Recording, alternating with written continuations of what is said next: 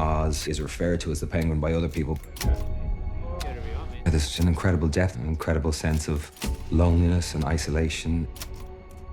I saw the face of the Penguin for the first time. I was blown away. Matt said, he's like, "You're not gonna recognize him." And I was like, yeah. And then Collin walked up to set and I was like, no. I had absolutely no idea that it was him when he came out in one of the first scenes we shot. It is, look at that.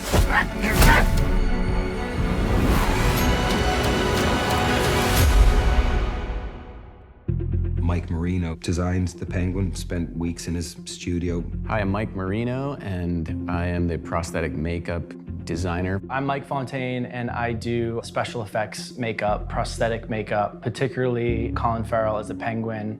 Mike and I were both mentored by a very famous, legendary makeup artist named Dick Smith, who had done The Godfather. He did The Exorcist and Taxi Driver. Matt Reeves had wanted to design a really special character for the Penguin. What was interesting to me about this version of the character was that he was not yet the Kingpin. And he's kind of this mixture of someone who people make fun of to a degree, but actually it turns out that under all of that, he's a volcano. Hey, Vincent!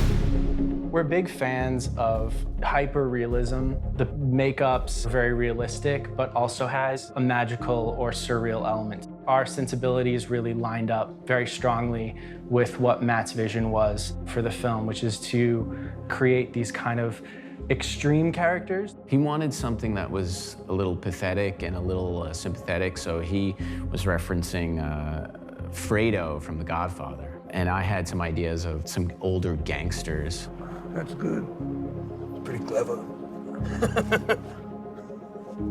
We start off with a life cast of Collin Farrell, which is a plaster cast. Then I take clay and I sculpt what I want it to look like.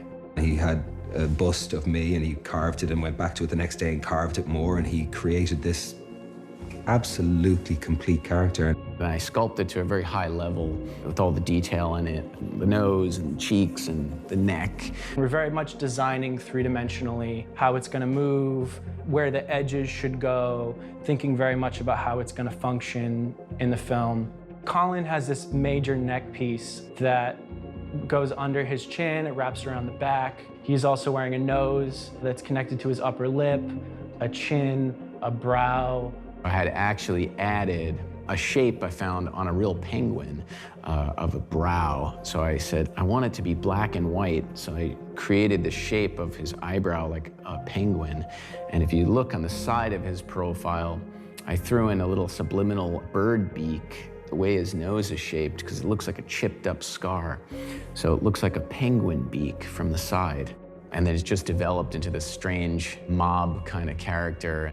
Scarred up, grizzled, kind of heavy guy with maybe an insecurity. He's got some deep pock marks and this very textured face.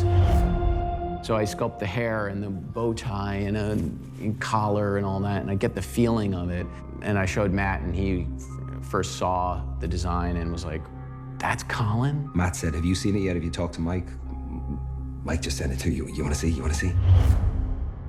Honestly, when I saw Mike Marino's work and what he had created and how the Penguin was going to look facially, what his visage was going to be, I was so blown away, and I was so moved and excited and provoked, and my imagination just kind of kicked up a notch. The first time we did a full application was in Burbank in Warner Brothers Studios.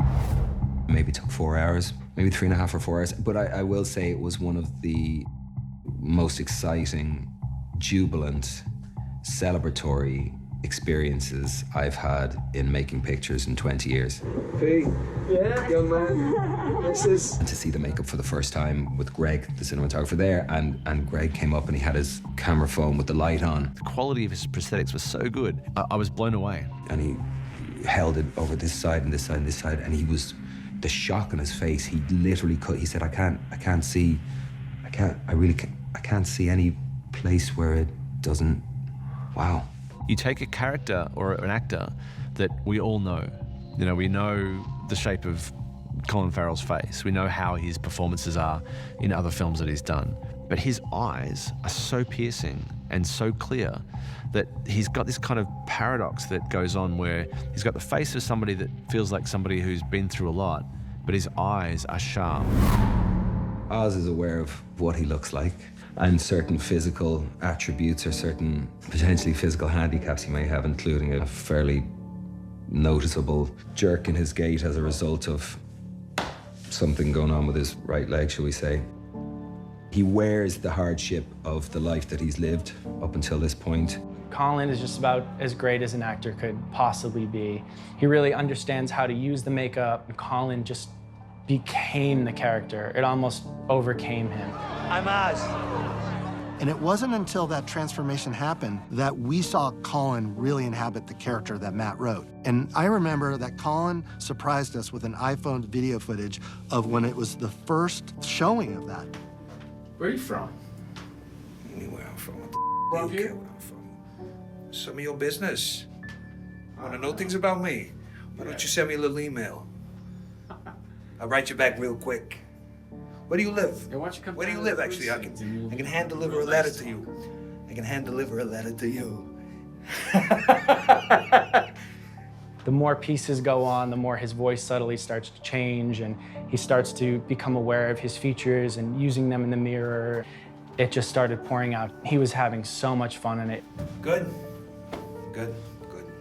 It was the first time I've ever did a full face makeup and had the opportunity to inhabit that, and I'm utterly grateful to Mike and his team and to Matt for having the moxie to push this as far as I feel we've pushed it, you know? You know my reputation. I do. Do you?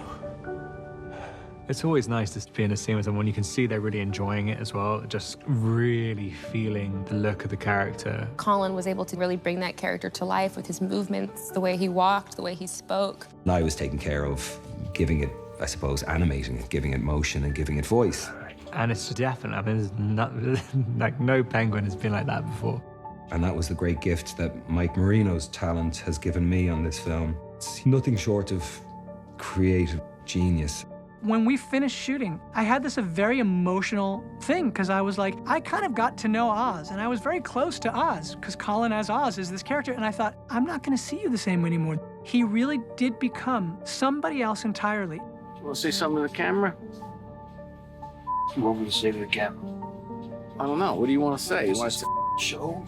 want to confess? See your tickets. You pay for this performance. Careful.